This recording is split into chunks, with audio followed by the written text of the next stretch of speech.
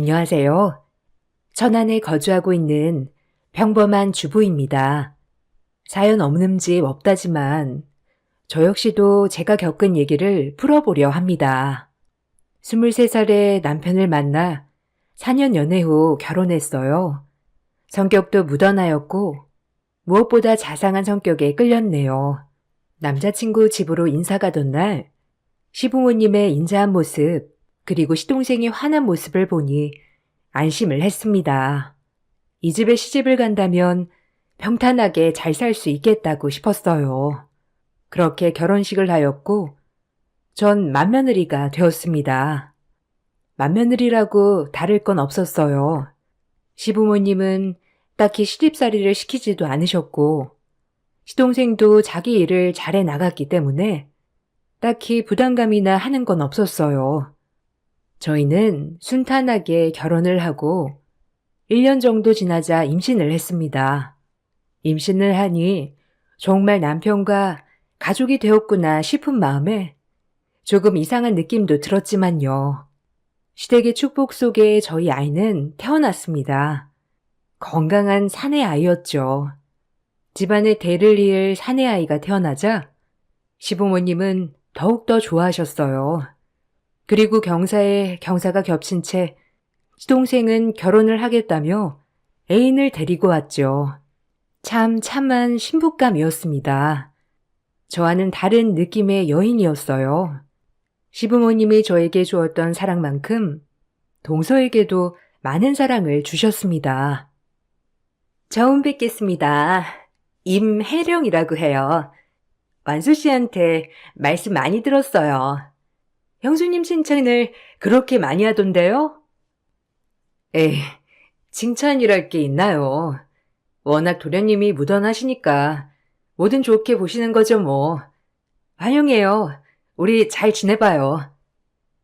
처음엔 동서도 제가 보기엔 무던한 사람이어서 좋은 가족이 될 수 있겠다 느꼈죠. 그렇게 행복하게 새 식구를 맞이했어요. 문제는 그 다음부터였습니다. 시동생은 결혼을 하자마자 분가를 하였고 저는 결혼을 하고 한참을 시부모님을 모시고 살았어요. 장남이라 그런 것도 있었고 저도 일을 했기 때문에 아이를 맡아줄 사람이 필요했거든요. 동서는 처음 보는 거와는 다르게 꽤 깐깐한 느낌이었어요. 가끔 김장을 하러 올 때도 약간 공주가 같은 느낌이랄까요? 저희 집은 김장을 아들들까지 다 같이 하거든요. 그런 것조차 이해를 못 하더라고요.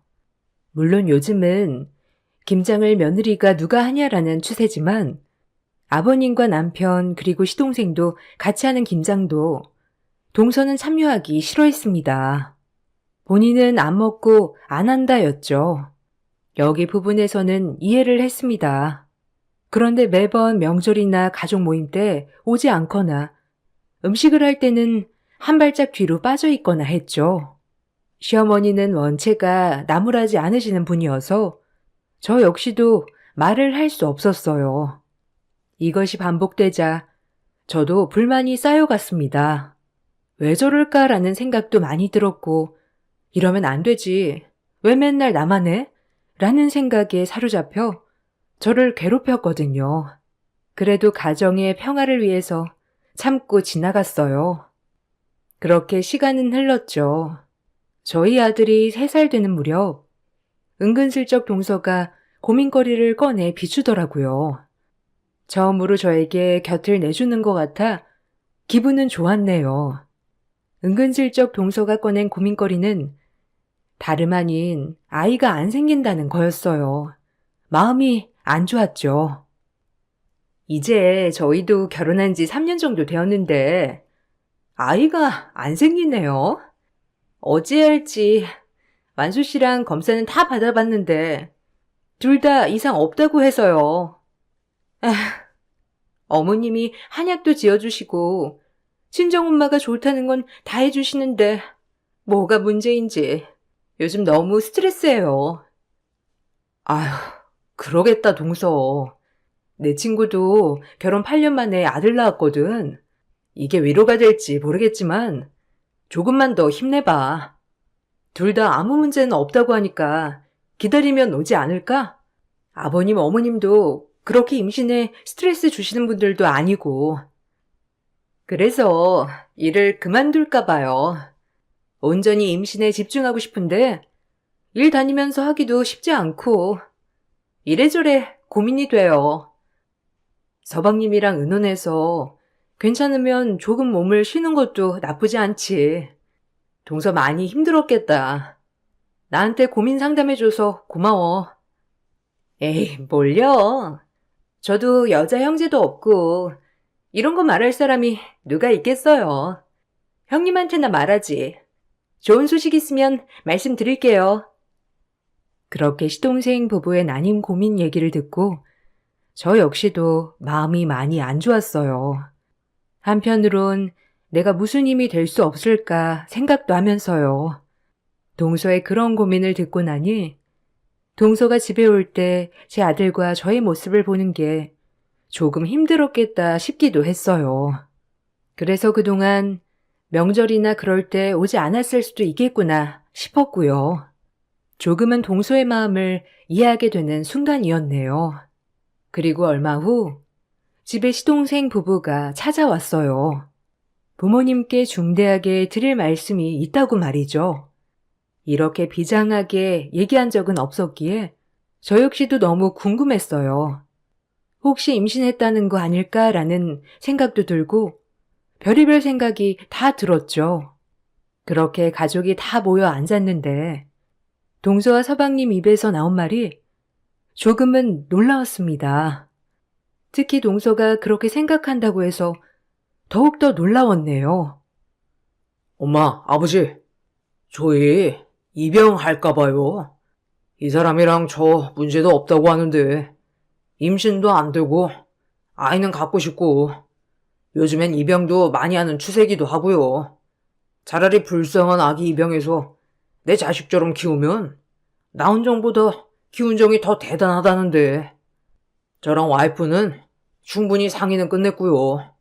아버지랑 엄마한테도 얘기해야 할 것 같아서 말씀드려요. 어떠세요? 두 분 생각은?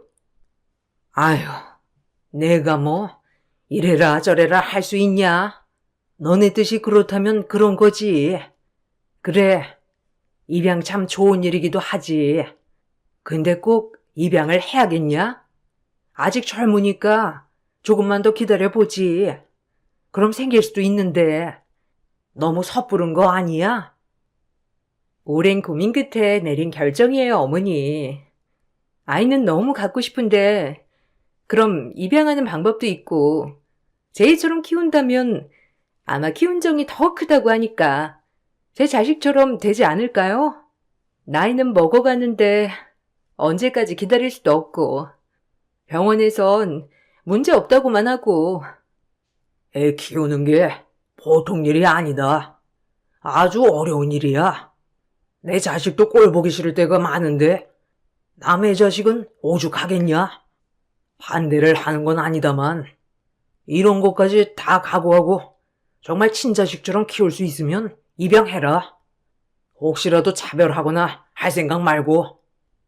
에이, 절대 안 그래요, 아버님. 꼭 제 자식처럼 키울 거예요. 이미 이랑 보육원에 가보기도 했거든요. 정말 눈이 가더라고요. 그래, 너의 생각이 그렇다면 그렇게 해야지. 우리는 걱정 말아라. 좋은 일 한다는데 말릴 수도 없고 굳게 마음 먹어라. 감사해요, 아버님, 어머님. 허락해 주실 줄 알았어요. 형님이랑 아주버님도 동의하시죠? 온 가족한테 축복받는 느낌으로 아이 데려오고 싶어요. 그래야 그 아이도 행복할 것 같고요. 수연이도 조금 더 크기 전에 동생 맞이하는 게 좋잖아요. 어머, 동서, 정말 대단하다. 다시 봤어. 진짜 좋은 일 하는 거야. 그게 참 말처럼 쉬운 게 아닌데 너무 대단해 정말. 우리야 뭐 동서랑 서방님이 원한다면 당연히 오케이지. 수연이도 동생 생긴다고 하면 좋아할 거고. 멋있어요, 동서랑 서방님. 시동생 부부가 계획한 것은 바로 입양이었죠.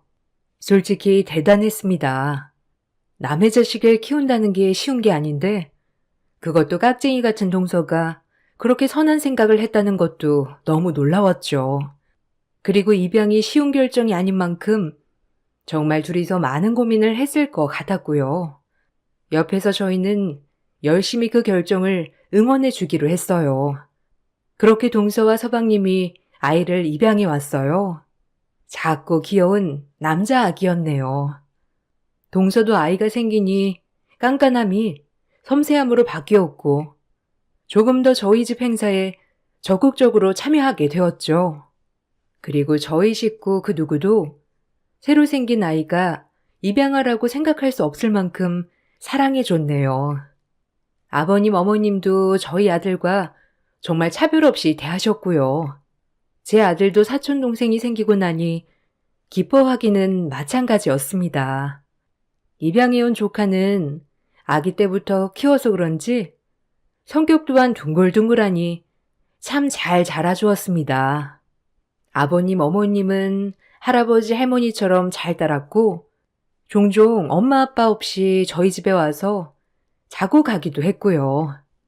그렇게 여느 큰 집, 작은 집과 마찬가지로 지내고 있었죠. 그리고 머리가 영특하여 유치원에서도 상도 여러 차례 받아왔고요.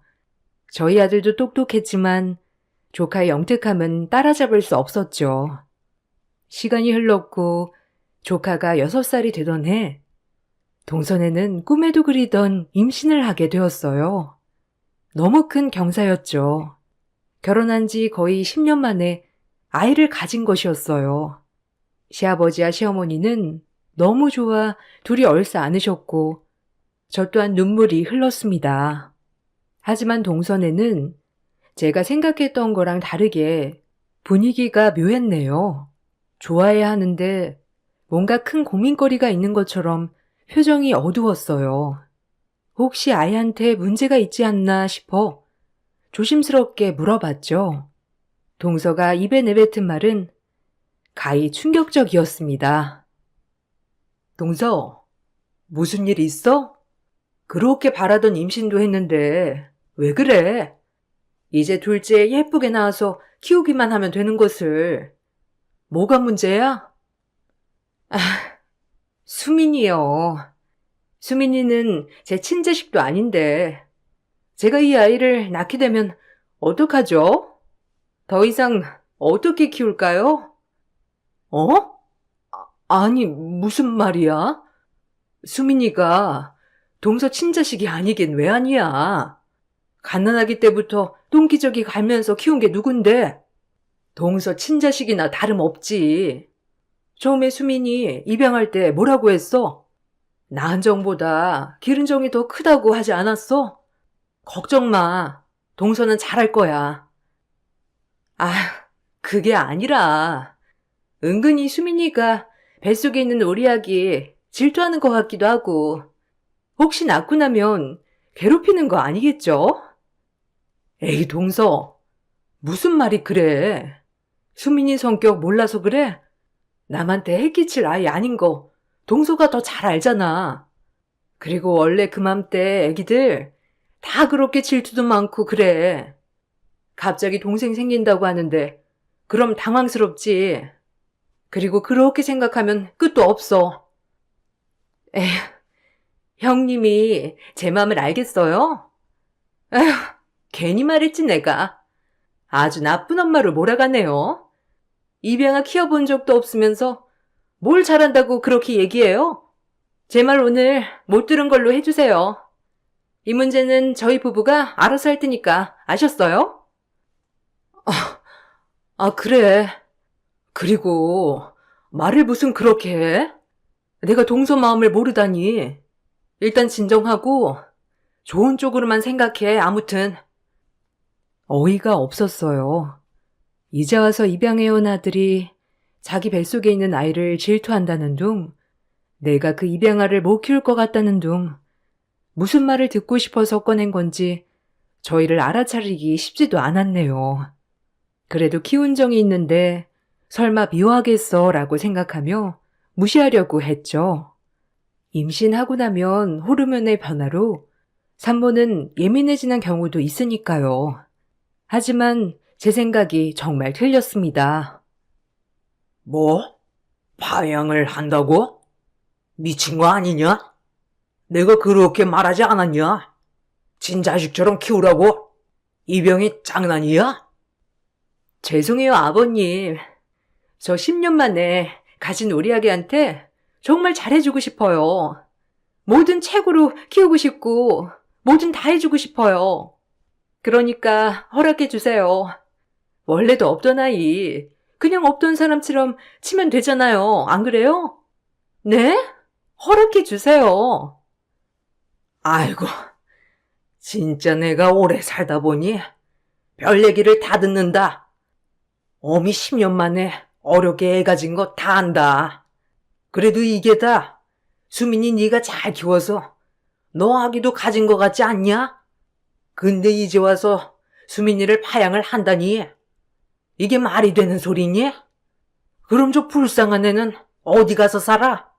다시 그 고아원에 가야 된단 말이냐? 어찌 이렇게 모질어? 뱃속에 아기도 품고 있는 것이 수민이가 불쌍하지도 않냐? 죄송해요. 저도 마음 아파요. 그래도 뱃속에 있는 우리 아기한테만 최선을 다하고 싶어요. 어차피 태어나면 더 이상 수민이가 제 자식 같지도 않을 것 같고, 그러면 애만 더 상처받아요. 그냥 저희 결정 따라주세요. 그리고 어차피 고아인데 지금까지 이렇게 산 것만 해도 감지덕지죠 뭐. 안 그런가요? 전 그렇게 생각해요, 어머니. 그러니까 아기 태어나기 전에 파양하겠습니다. 시부모님은 충격을 받으셨고 저와 제 남편도 충격 그 자체였습니다. 서방님도 원래 그랬던 것이었지만 정말 피도 눈물도 없더군요. 아무리 깍쟁이 같은 동서라지만 그렇게 생명을 입양했다가 파양하는 모습을 보니 치가 떨렸죠. 그리고 정말 저 사람은 못된 사람이구나라고 바로 생각이 들었어요. 본인들이 그렇게 파양하겠다고 하니 시부모님도 어찌하지 못하셨고요. 그렇게 파양 절차를 밟나 싶었어요. 신경 쓰고 싶지 않았고 상종하고 싶지도 않았지만 도저히 가만히 있을 수가 없었습니다. 어머님, 동서 이대로 파양하게 두실 거예요? 수민이 저렇게 천진하고 어린 것을 어떻게 밖으로 내몰아요? 사람 할 짓이에요? 아유, 그럼 어쩌냐. 그렇게 말려도 본인들이 파양하겠다는데, 아유, 어찌 저럴꼬 원. 인간미라곤 일도 없는 것들 같으니라고. 평생을 저희 집 가족인 줄 알고 살았던 수민이 생각해 보세요. 트라우마가 남아서 어떻게 살아갈지 전 이건 정말 아닌 것 같아요. 남편도 저와 같은 생각이었고요. 아무것도 모르고 본인 엄마라고 생각하는 조카가 너무 불쌍했네요. 그리고 남편과 긴 회의를 했죠. 이대로 둘 거야, 자기? 우리 수연이 키우면서 무슨 생각 안 들어? 수연이 같은 애를 어떻게 밖으로 내몰겠다는 건지. 인정머리 없는 것들. 엄마 아빠도 계속 설득 중인데, 재수씨가 꿈쩍도 안 하나 봐. 10년 만에 가진 아이한테 해 끼친다고. 진짜 미친 거 아니야? 아, 수민이 어떡해. 이걸 우리가 고민하고 있으니 도대체 이게 무슨 상황이야? 생각을 해봤는데 동서가 그렇게 파양하겠다고 하면 그냥 우리가 데리고 와서 키울까? 수민이 우리 잘 따르기도 하고 수연이랑 잘 지내기도 하잖아. 우리가 둘째의 계획이 있는 것도 아니고 수민이를 둘째처럼 키우면 되지. 어떻게 생각해? 난 당신만 좋다면 괜찮은데. 남편은 그런 저를 끌어안고 펑펑 울었습니다. 고맙다고 말이죠. 저도 그런 남편의 눈물에 눈물이 났네요. 그렇게 저희는 결심을 하고 다음날 시부모님께 말씀을 드렸어요. 시부모님도 차라리 그게 잘 되었다며 좋아하셨어요. 동서네와 껄끄럽겠지만 제가 할 수 있는 최선이었네요. 그렇게 둘째 수민이를 저희 집에 데리고 왔습니다. 그리고 시부모님은 너희끼리 편하게 나가 살라며 집도 해주셨어요. 아무래도 동서네가 들락날락 하는데 수민이도 그렇고 저 역시도 불편할 테니까 시아버님의 배려였어요. 동서는 이 문제에 관해서도 길길이 날뛰었죠. 정말 마음 같아선 머리통을 있는 힘껏 치고 싶었지만 지성인으로서 참았네요. 어머님, 아니 어떻게 형님네만 집을 해주실 수 있어요? 수민이 7년 동안 키운 건 저희 부부인데 그렇게 차별하고 싶으세요? 뭐야? 자별이라고 했냐? 여태껏 10년 동안 시집살이 한 것도 모자라서 네가 버린 아들 걷어서 키우겠다는 착한 며느리다. 어찌 그리 셈이 많고 못됐냐? 에이구, 뱃속의 애가 누구 닮았을까 겁난다. 어쩜 그렇게 생각이 없어, 생각이. 네 형님네한테 잘해라. 형님이 입이 있으면 말 좀 해보세요. 어머님이 집 해주시는 거 알고 수민이 데려가신다는 거죠? 형님 속을 누가 모를 줄 알아요? 모든 사람들을 자기처럼 생각한다는 게 기가 막혔죠. 뱃속에 태아를 품고 어찌 저런 생각을 갖고 사는지 정말 안타까웠어요. 동서, 나 이제 동서랑은 별로 말 섞고 싶지 않거든? 그러니까 왈가왈부 하지 마. 어쩜 사람이 그리 뻔뻔해? 아니, 제가 뭘요? 불쌍한 애 걷어다가 7년 먹이고 입혔으면 됐지. 그럼 어쩌라는 거예요? 형님의 그 착한 척 질리네요. 시어머니만 아니었음 그 자리에서 머리털을 다 뽑아놨을 겁니다. 어이가 없어서 말이 안 나왔죠. 어쩜 그리 못됐는지. 전 상종하지 않고 그대로 자리에 일어났어요. 동서는 파양 절차를 밟았습니다. 결국 수민이는 파양을 당했고 저희 집으로 오게 되었어요. 그 어린 것이 동선의 부부가 파양을 결정하고 나서 얼마나 눈치를 줬는지 많이 기죽어 있더라고요. 마음이 아팠어요. 큰엄마, 나 그럼 이제 큰엄마네서 수연이 형이랑 같이 사는 거예요? 아예 평생요? 그럼 이제 우리 엄마랑 뱃속에 있는 동생은요? 아, 응, 수민이, 엄마는 동생 태어나면 동생이 너무 아가여서 동생을 돌봐야 하거든. 그래서 수민이는 이제 편하게 형이랑 사는 거야. 그럼 저는 우리 엄마랑 아빠는 이제 못 보는 거예요? 엄마가 이제 원래 살던 대로 가는 거라고 했는데? 원래 살던 데가 큰엄마네 집인데? 그래서 큰엄마네 집으로 가는 거야. 이제 큰엄마랑 큰아빠가 수민이 엄마 아빠야. 알겠지? 뭐라고 말해야 할지 참 슬픈 눈을 하고 저에게 묻는 조카를 보니 얼버무리고 말았네요. 어느 정도 크면 알려줘야겠다도 생각했고요. 그렇게 동선에는 아이를 낳았어요. 딸이었습니다. 진짜 자식이 생겼으니 그 마음 좀 알려나 싶었지만 연락을 더 이상 하지 않았기에 모른 척했어요. 그리고 전 수연이와 수민이를 잘 키워나갔습니다. 수민이는 저희 아들을 진짜 형처럼 잘 따라주었고 수연이도 그런 수민이를 잘 챙겼죠. 종종 수민이가 저희들의 눈치를 볼 때가 있었는데 그곳은 형 물건을 가지고 놀고 싶을 때 마음껏 가지고 놀지 않고 항상 저희에게 조심히 와서 형 거 만져도 돼요? 라고 물어봤어요. 이 말들이 얼마나 마음이 아프던지. 수민아, 형 거는 이제 다 수민이 거야. 그러니까 형이랑 의논해서 같이 가지고 놀아도 돼. 알겠지? 엄마 아빠한테 물어보지 말고. 그래도 엄마는 물건 함부로 만지지 말라고 했거든요. 집에서도 아무거나 만지지 말라고 해서 혹시 혼날까 봐요.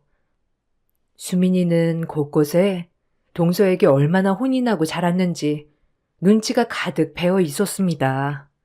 그런 수민이가 안타까워 더욱더 잘해주었어요. 그렇게 내 자식이다 생각하고 키운 지 어느덧 1년.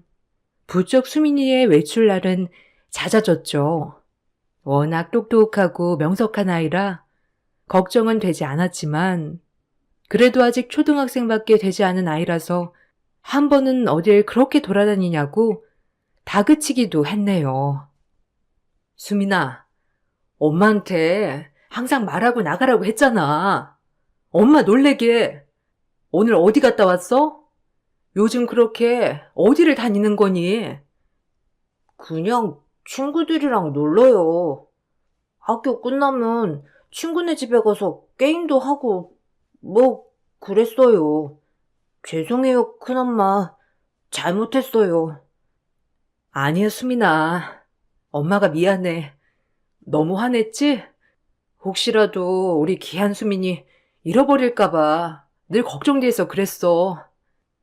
엄마는 제가 없어져 버리면 좋지 않으세요? 진짜 엄마처럼 제가 어디 갔으면 좋겠는 거 아니에요?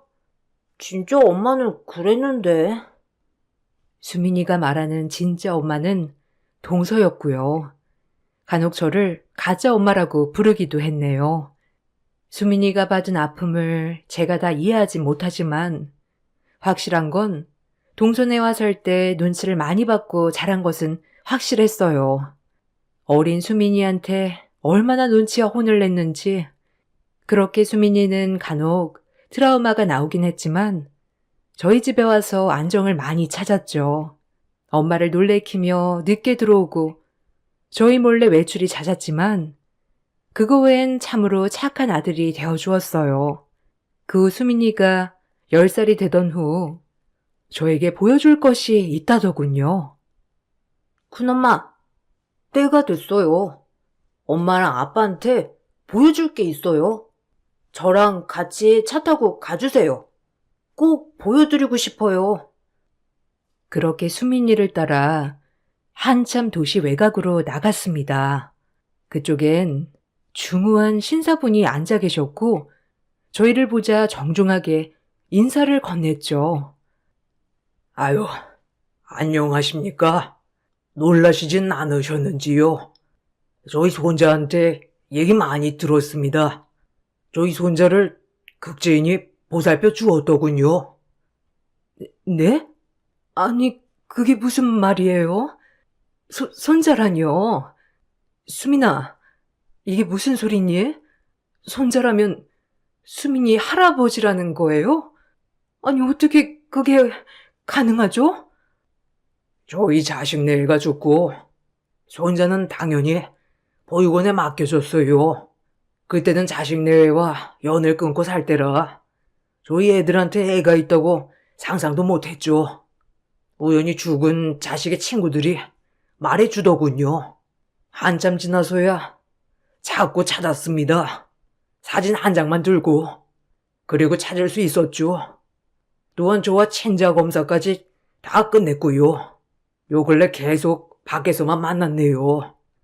그 좀 양해 부탁드립니다.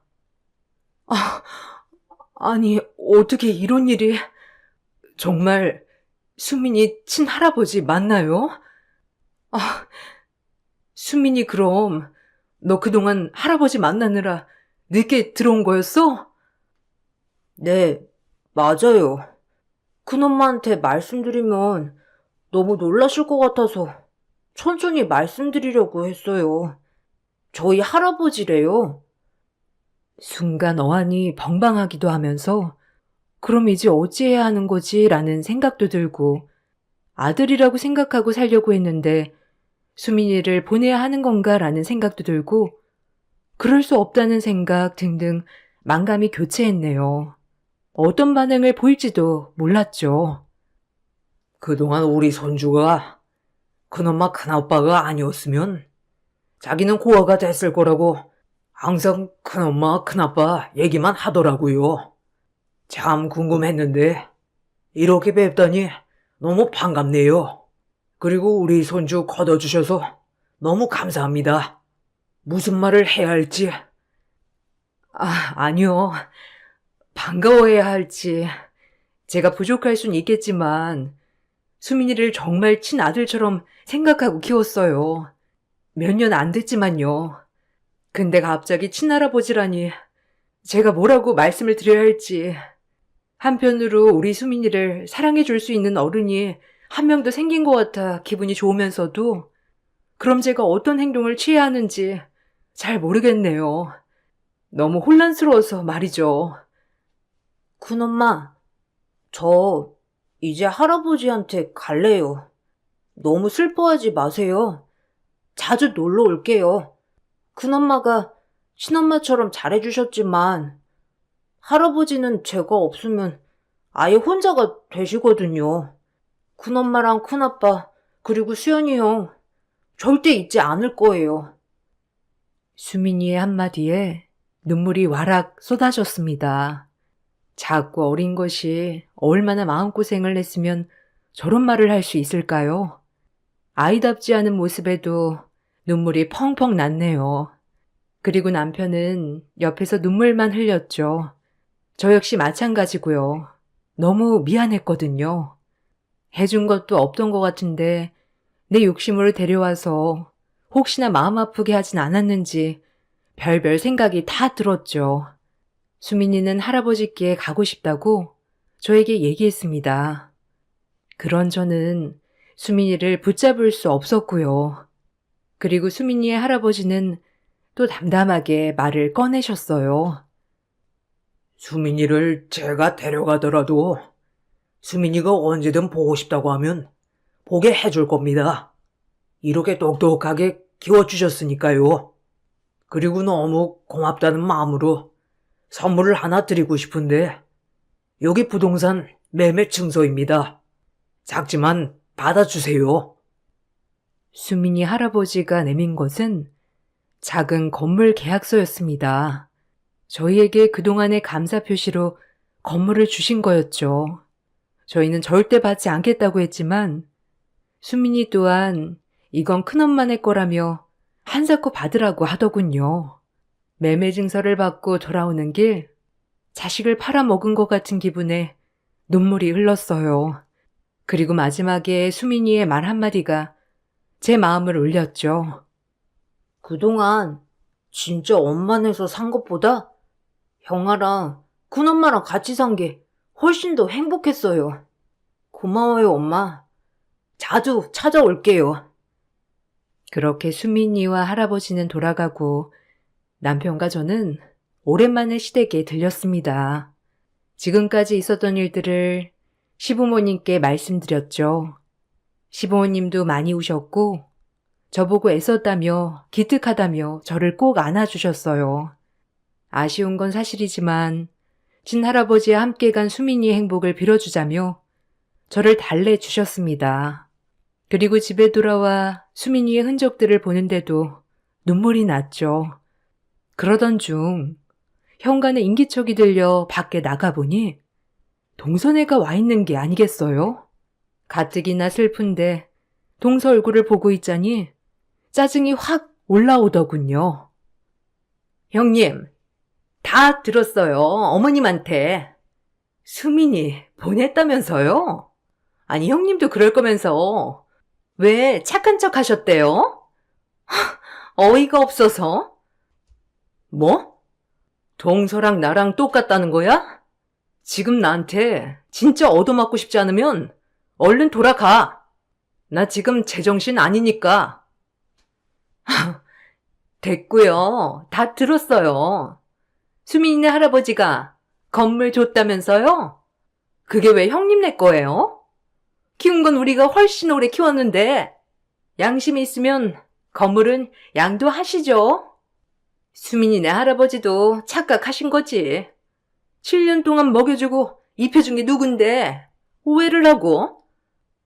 너는 지금 수민이가 간 와중에도 건물 타령이니? 어쩜 그렇게 속물이야? 수민이 보면서 마음 아프지도 않았어? 네 욕심에 데리고 와서 마음대로 파양하고, 그리고 파양하고 단 한 번이라도 찾아온 적 있어? 이 나쁜 년, 네가 사람이야? 아니, 웃겨 정말. 7년 동안 먹여주고 입혀줬으면 고마운 줄 알아야지. 배은망덕하게 나한테는 아무것도 안 갖다 바치고 홀랑 떠나버려? 이 일에서 머리 검은 짐승 거두지 말란 말이 괜히 나온 게 아니지. 아니면 형님이 조종했어요? 하여튼 건물 빨리 양도해요, 당장. 미쳤구나. 정말 미치려면 곱게 미쳐. 애 낳고 머리가 어떻게 된 거 아니니? 너랑 7년 산 세월보다 나랑 3년 산 세월이 더 행복했대. 얼마나 애한테 눈칫밥을 줬는지 우리 집에 처음 와서 눈치 보던 것만 생각하면 내가 아직도 마음이 아려, 알아? 이 나쁜 년아!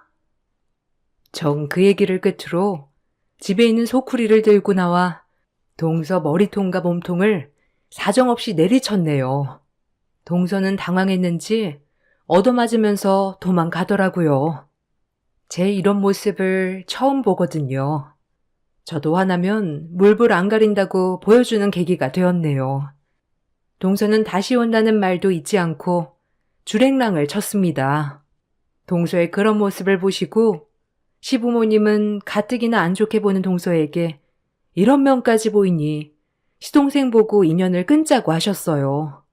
다신 보고 싶지 않다고 말이죠. 동서는 그럼에도 건물에 집착을 못 버렸는지 아직까지도 좀 떼어달라고 문자도 오고 전화도 오고 난리를 치네요.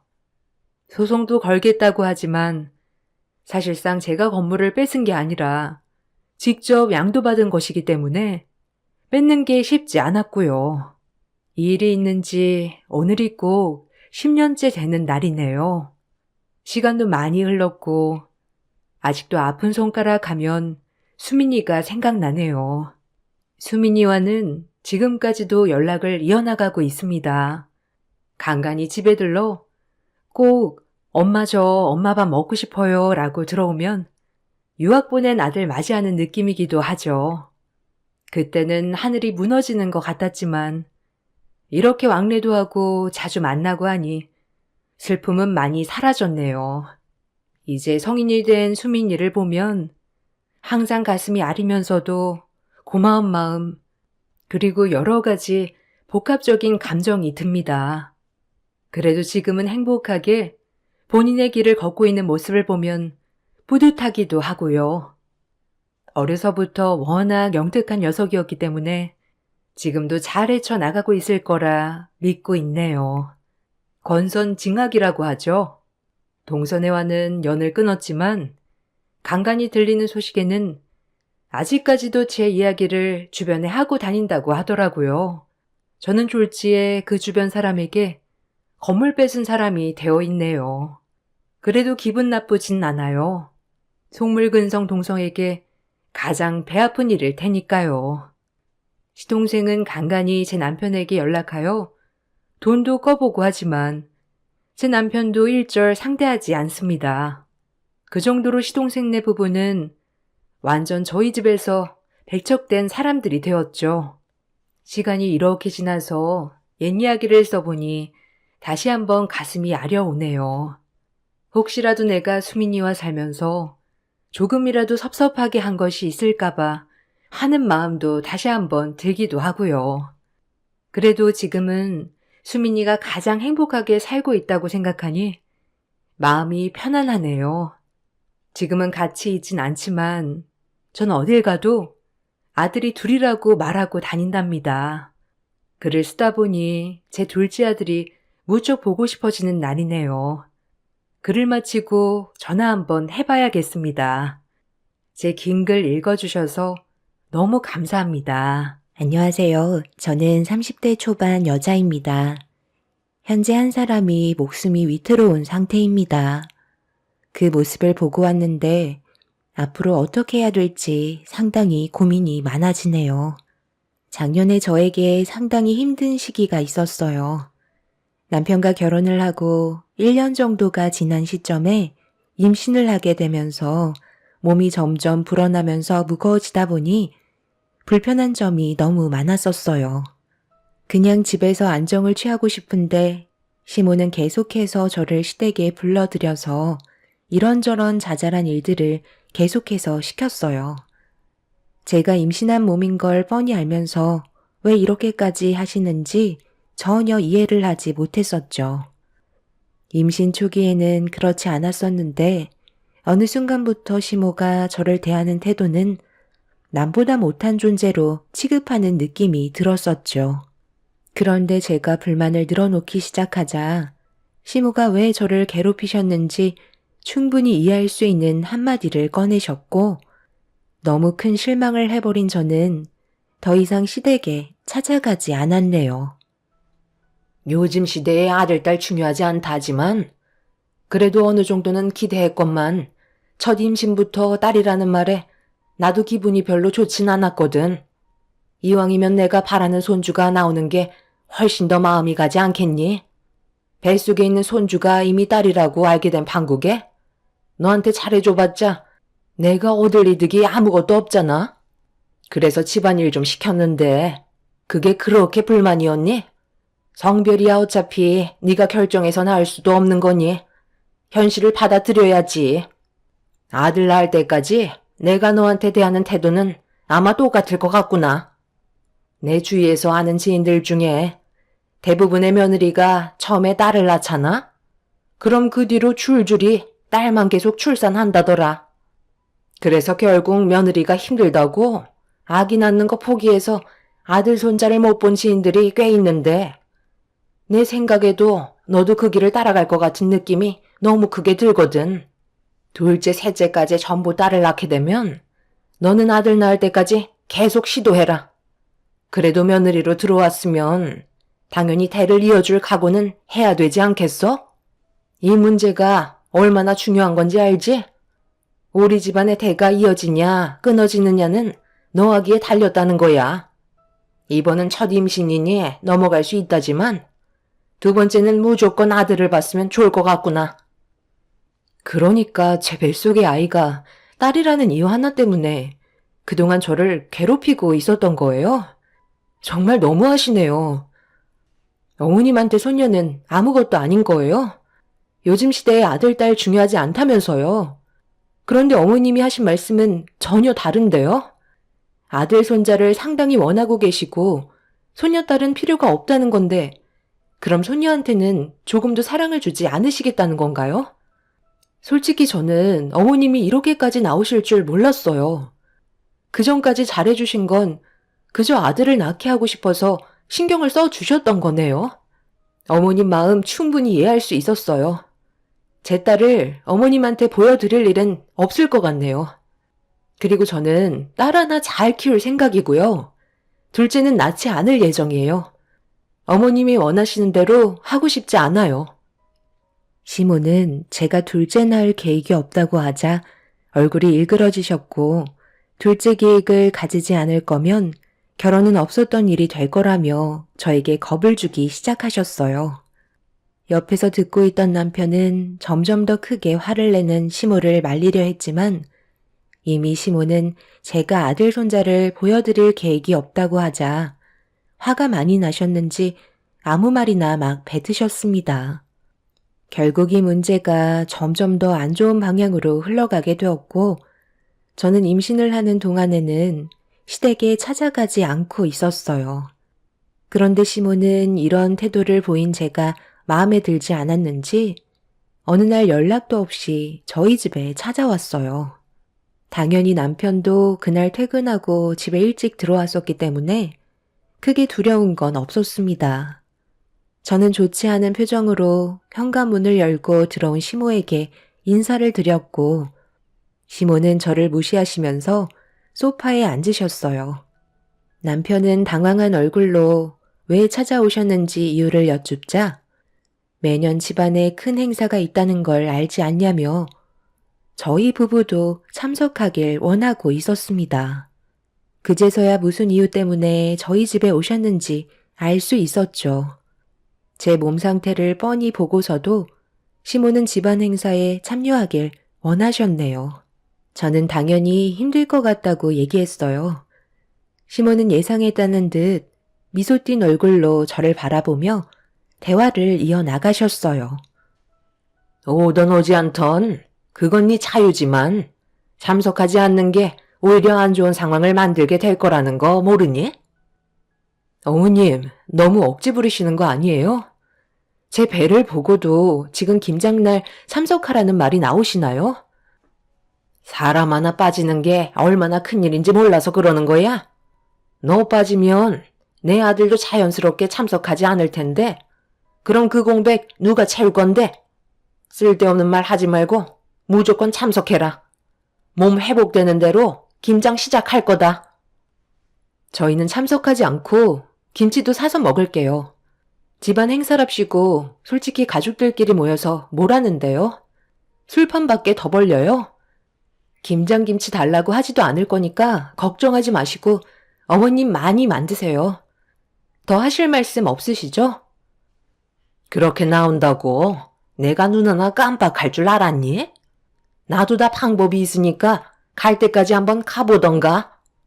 시애미가 얘기하면 군소리 하지 말고 그냥 받아들이면 될 것을 꼭 이렇게 토를 달아서 분위기를 험악하게 조성해야 되겠어? 엄마, 이 사람 이제 곧 출산이면 앞으로 얼마나 바쁘게 될지 잘 알고 계시잖아요. 그런데 이렇게까지 하시는 건 너무 억지 아니에요? 저희 입장도 생각해 주셔야죠. 제가 봤을 때 엄마가 오히려 안 좋은 상황을 더 만들고 계신 것 같아요. 이래서 자식 새끼 다 키워봤자 소용없다는 말이 여기에서 나오는 건가 보다. 엄마가 그동안 너를 어떻게 키웠는지 몰라서 그런 말을 하는 거야?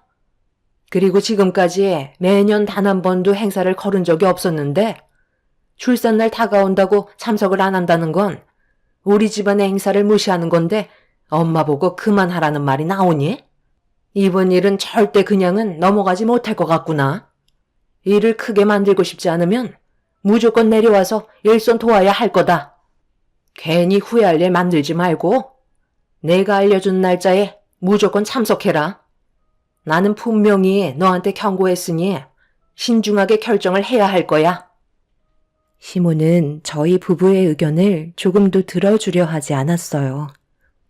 출산날보다 출산 전에 김장을 담그는 게 부려먹기 좋을 것 같다며 최대한 일정을 서두르시겠다는 말씀을 하시고 집으로 돌아가셨습니다. 제가 어떤 후회할 일을 겪게 될지 몰라 더욱더 심적으로 불안해지기 시작했고 갑자기 극도의 스트레스를 받아서 그런지 아랫배에 지속적인 통증이 오고 있었어요.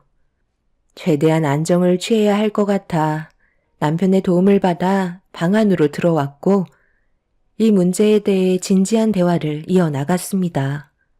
남편은 걱정하지 말라면서 저를 안심시켜 주려고 노력했지만 시모가 연락도 없이 무턱대고 찾아와서 통보하시고 떠날 정도로 막 나가시는 성격 때문에 남편이 저를 안심시켜 주려 해도 불안한 마음은 쉽게 떨쳐낼 수가 없었네요.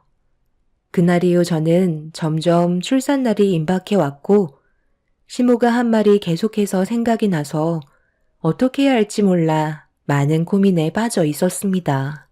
남편은 당연히 가면 안 된다고 했지만 괜히 또 다른 피해가 생길까봐 너무 불안했어요. 시모는 제가 출산 예정 일주일 전에 미리 시댁 집안 김장이 있을 예정이라는 문자를 통보를 하면서 일정을 잡았고 남편은 시모에게 전화를 걸어 어떻게 될지 모르는 상황이라 집에서 대기하는 게 좋을 것 같다며 이번에는 김장을 빠지겠다고 설명을 하고 있었네요. 그런데 수화기에서 시모는 남편에게 버럭 소리를 지르더니 이런 것도 며느리가 시켰냐며 난리를 치셨습니다. 아들 손자가 뱃속에 있었다면 저를 정말 아껴주셨을 텐데 손녀딸이라는 이유 하나만으로 시모의 태도는 날이 갈수록 심각하게 변하고 있었습니다. 그렇게 전화통화로 한바탕 난리가 난 이후에 며칠의 시간이 흐르면서 약속된 당일이 되어 버렸어요. 남편도 시모가 어떻게 돌변할지 몰라 걱정하고 있었는데 김장 당일날 갑자기 뱃속에서 진통이 급격하게 오고 있었어요. 너무 큰 스트레스가 진통을 촉진시켰는지 아랫배가 참기 힘들 정도의 진통을 오게 만들었고 제가 고통스러워하자 남편은 저를 서둘러 산부인과로 데려갔습니다. 남편은 양가 부모님께 연락을 드리면서 출산 소식을 알려주었어요. 저희 부모님은 제가 출산을 할 것 같다는 말에 급하게 산부인과를 찾아와 주셨고 잠시 뒤 시부모님께서도 산부인과를 찾아와 주셨습니다. 모두의 관심이 집중되어 있는 상황 속에 시모는 저를 노려보면서 출산이 임박한 저에게 불만을 털어놓기 시작했습니다. 시모의 말을 듣고 계셨던 엄마가 어이없다는 듯 시모를 쳐다보고 있었어요. 남편은 모두가 예민한 상태에서 큰일이 벌어질까봐 시모를 밖으로 밀어내려 하고 있었죠. 이건 알아. 나는 하고 싶은 말도 못하니? 제가 김장하고 싶지 않아서 일부러 깨부리는 거잖아. 내가 모를 줄 알아? 그런 게 어디 있어요. 조금 있으면 정말 출산을 해야 한다고요. 모두가 예민한 상태니까 나중에 다시 얘기하면 안 될까요? 뭘 나중에 얘기해? 지금 얼마나 심각한 상황인지 몰라?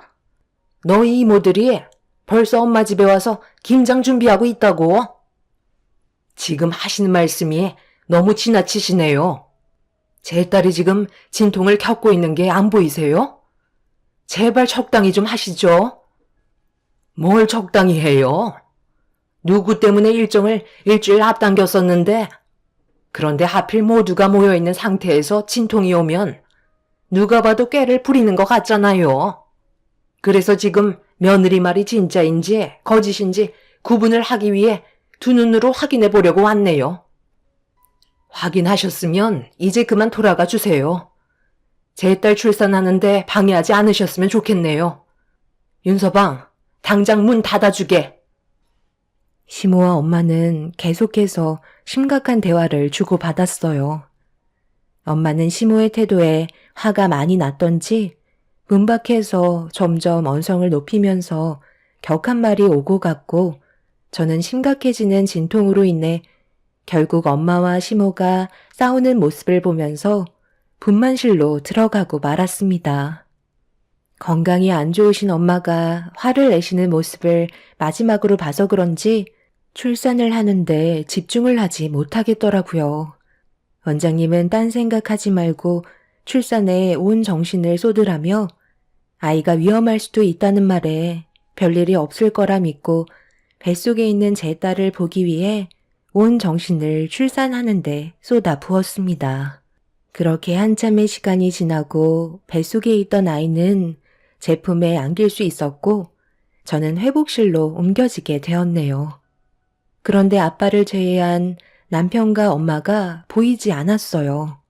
아빠에게 제가 없는 사이 무슨 일이 있었냐며 남편과 엄마를 찾았는데 아빠의 한마디에 엄청난 충격을 받고 말았습니다. 시모가 엄마를 데리고 시댁에 갔다는 말을 하셨네요.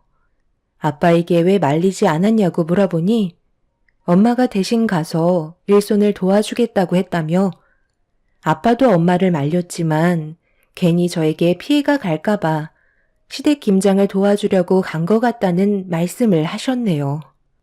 엄마가 시댁에 가신 건 엄청난 일이었어요.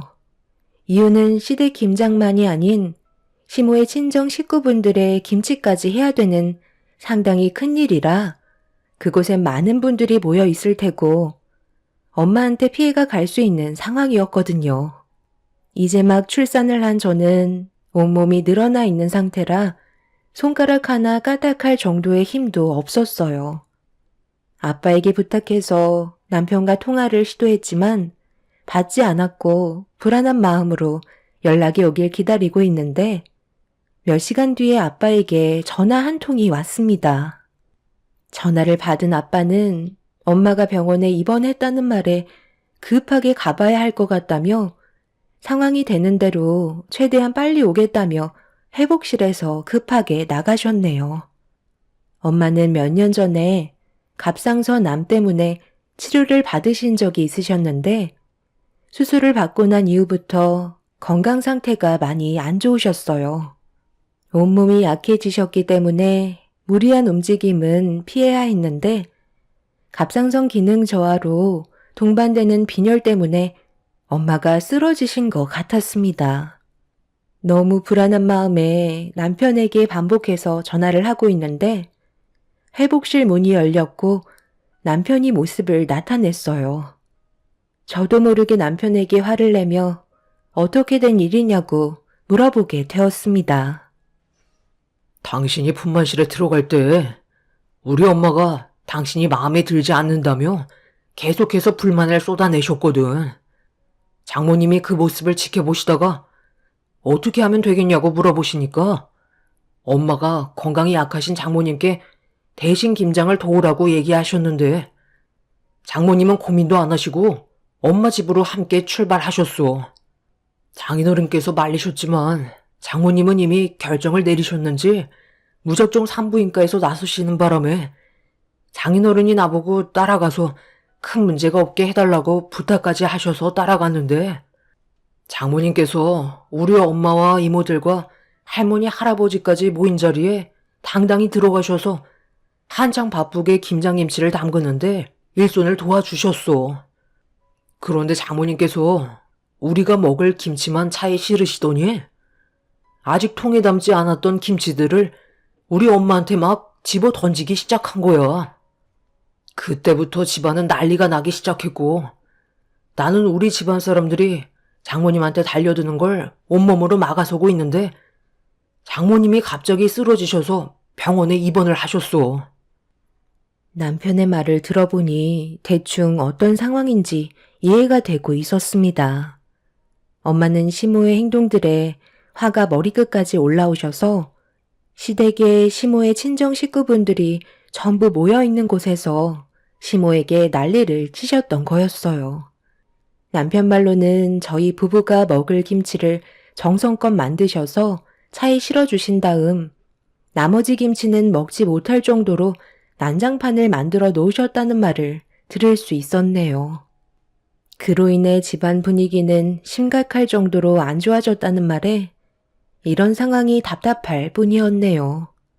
불안에 떨고 있는 저를 안심시켜 주기 위해 남편은 제 옆을 지키고 있었는데 갑자기 회복실 문을 박차며 시모가 저를 노려보며 무서울 정도로 달려들었어요. 엄마, 지금 여기가 어딘지 모르세요? 이 사람 이제 막 출산했다고요. 제발 그만 좀 하세요. 일이 이렇게까지 된 건 전부 다 엄마 때문이잖아요. 도대체 얼마나 많은 사람들이 상처를 받아야 되는 건데요? 이 사람이 딸을 낳든 아들을 낳든 그게 엄마한테 그렇게 중요한 거예요? 도대체 뭐가 문제이길래 이렇게까지 상황을 심각하게 만들어서 모두가 피해를 보게 만드냐고요. 이런 식으로 계속 나가시면 끝은 안 봐도 뻔하다고요. 엄마는 저와 얼굴 안 보고 살 수 있어요? 그렇게 할 수 없잖아요. 그럼 서로 이해하고 좋은 쪽으로 풀어나가셔야죠. 왜 이렇게 모든 일들을 꼬이게 만들어서 집안 전체가 풍비박산나게 만드시냐고요? 할머니 할아버지까지 충격 때문에 쓰러지셔서 알아두우셨으면 그만하셔야죠. 저희 당분간은 조용히 지냈으면 좋겠어요. 그래도 그렇지. 어떻게 힘들게 만들어 놓은 김치들을 먹지도 못하게 난장판으로 만들어놔? 내가 뭘 얼마나 크게 잘못했다고? 앞으로 아들을 낳을 때까지 쉬지 않고 계속 시도하라는 말이 그렇게 잘못된 거야? 그리고 출산 전에 김장하라고 얘기한 게 뭐가 그리 잘못됐다고 나를 죄인 취급하는 건데? 일부러 일정까지 앞당겼구만. 눈치가 없는 건지 갑자기 진통이 왔다고 얘기하면 내가 살갑게 볼 수 있겠어? 그래서 쓴소리 좀 했다고 사돈이 지금 이런 식으로 안 좋은 상황을 만들어? 이게 다 너 때문이다. 너만 내 아들과 결혼을 하지 않았다면 이런 일은 발생되지 않았을 거라고. 먹지 못하고 폐기 처분한 김치들이랑 우리 집안이 받은 정신적인 충격들에 대해 손해배상 청구할 테니까 불만 있으면 법적으로 대응하거라. 그리고 오늘 이 시간 이후부터 너는 우리 집안 며느리가 아니다. 어차피 이렇게까지 난리가 난 마당에 앞으로 서로 웃으면서 지낼 수가 없잖아. 내 아들과는 여기까지 하고 마무리 짓거라. 이혼 준비하고 우리의 인연은 여기에서 마무리 짓는 걸로 하는 거다. 정말 웃긴 게 뭔 줄 아세요? 처음부터 끝까지 어머님은 저희 집안이 잘못됐다고 하시는데 이렇게까지 상황을 악화시킨 건 전부 어머님 때문이잖아요. 제가 딸을 낳던 아들을 낳던 그걸 왜 어머님이 신경 쓰셔야 하는 거죠? 제가 이 사람이랑 결혼했으면 더 이상 참견하지 마세요. 저희 인생 저희가 알아서 사는 거 아닌가요? 그리고 출산을 앞둔 사람한테 김장을 하라는 게 말이 된다고 생각하세요? 지나가는 사람들 붙잡고 얘기해 보세요. 제가 이상한 건지 어머님이 이상한 건지 한번 물어보시라고요. 처음부터 끝까지 어머님의 억지가 결국 이 사단을 만들어 놓은 거잖아요. 저는 이 사람과 이혼할 생각은 조금도 없지만 어머님과 인연 끊을 생각은 확고하네요. 지금은 그래도 어느 정도 활력이 있으셔서 저희한테 막대하시겠지만 앞으로 10년 뒤에는 어쩌실 생각이세요? 누구 도움 받으면서 사시게요? 생각 잘 하시는 게 좋을 거예요. 이 사람이 저와 제 딸을 버리고 어머님한테 갈 거라고 착각하시는 건 아니시죠? 시모는 제 말에 화가 머리끝까지 올라왔는지 제대로 움직이지 못하는 저에게 달려들었어요. 남편이 중간에서 시모를 막아서서 더 큰 문제가 일어나지 않았지만 시모는 절대 가만두지 않겠다며 끝까지 화를 내셨죠. 남편은 겨우 시모를 산부인과 밖으로 내쫓았고 병원 관계자의 도움을 받아 제가 몸이 회복이 되는 동안 시모가 산부인과에 들어오지 못하게 출입 금지를 시켰네요. 그날 이후 시모는 몇 번이고 산부인과에 찾아왔지만 내부로 들어올 수 없었고 저는 빠르게 몸을 회복할 수 있었습니다. 중간중간 아빠가 다녀가셨는데 엄마는 퇴원을 하시고 집에 누워 계신다며 저를 보러 오지 못하실 정도로 건강이 많이 안 좋아졌다는 말에 산후조리가 끝난 뒤에 남편과 함께 친정으로 향하게 되었습니다. 수술 이후 살도 많이 빠지시고 건강에도 문제가 많아지셔서 기력을 회복하지 못하는 엄마를 보며 너무 미안했고 마음이 안 좋았어요. 시모만 아니었어도 엄마의 건강은 그래도 조금씩 좋아지는 것 같아 보였는데 한번 난리를 치신 이후 힘든 모습을 보여주고 계셨습니다. 갑상선 암을 치료하신 후에 다행히도 다른 곳에는 전이가 되지 않았지만 연세가 있으신 만큼 한번 나빠진 건강은 쉽게 돌아오지 못하고 있었네요. 아픈 엄마의 모습을 보고 있으니 시모가 저희 가족에게 했던 행동들에 대해 더욱더 화가 치밀어 올랐어요. 저는 집에 돌아온 이후 남편에게 시모의 얼굴을 2번 다시 보고 싶지 않다며 또 다른 피해가 생기는 걸 원하지 않는다며 더 이상 만나질 않길 원한다는 의견을 내세웠습니다. 남편은 조금의 고민도 없이 저와 제 딸이 피해가 가지 않게 하겠다며 제 의견을 받아들여 줬어요. 그렇게 출산 이후 시모와는 더 이상 엮이지 않았습니다. 산부인과에서 손해배상 처리한다며 난리를 쳤던 시모는 남편이 인연을 끊겠다는 말에 꼬리를 내렸고 기회를 엿보며 남편에게 접근할 계획을 세우고 있었습니다.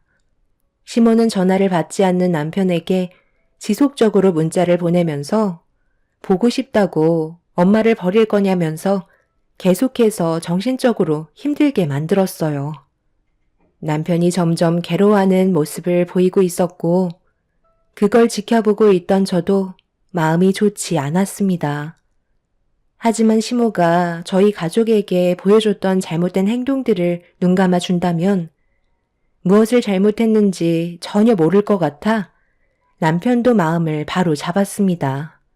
그렇게 인연을 끊고 지내고 있었는데 어느 날 시부가 저희 집에 갑자기 찾아오셨어요.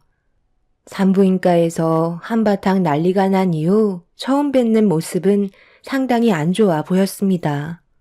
저희는 시부를 안으로 모셨고 잠깐 동안 침묵이 흐르다 남편이 왜 찾아오셨는지 여쭤보자 시부는 어렵게 입을 떼셨네요. 이런 말을 너희들한테 하는 게 내 입장에서도 참 난감하지만 상황이 안 좋은 만큼 일단 알려주는 게 좋을 것 같아서 고민을 하다가 찾아왔다. 그래도 너희 엄마인데 앞으로 남은 시간을 어떻게 활용해야 할지 고민을 해야 되지 않겠니? 그게 무슨 말이에요? 엄마한테 무슨 안 좋은 일이라도 생긴 거예요? 제가 알아들을 수 있게 설명을 해 주셔야죠. 너희 엄마가 내 암이란다.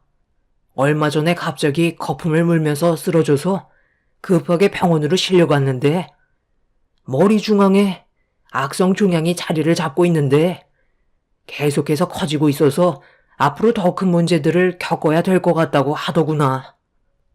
암이요? 어머님 머리에 암이 있었다고요? 평소에도 건강관리에 철저하셨잖아요. 정말 확실한 암이 맞는 거예요? 나도 너무 놀라서 몇 번이고 다시 물어봤는데 확실하게 악성 종양이 자리를 잡고 있다는 걸 검사 결과로 알게 되었단다.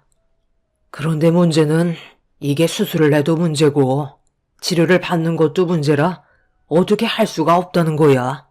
수술을 하게 될 시 생존 확률도 보장이 안 될 뿐더러 방사선 치료는 크게 도움이 되지 않을 것 같다는 판정을 받게 됐어. 조금이나마 확률이 높은 건 일단 수술이라는데 그 확률이 5% 이내로 상당히 적다더구나. 앞으로 남은 시간이 얼마나 남아있냐고 물어봤는데 앞으로 길어야 6개월 이내라고 그러더라고.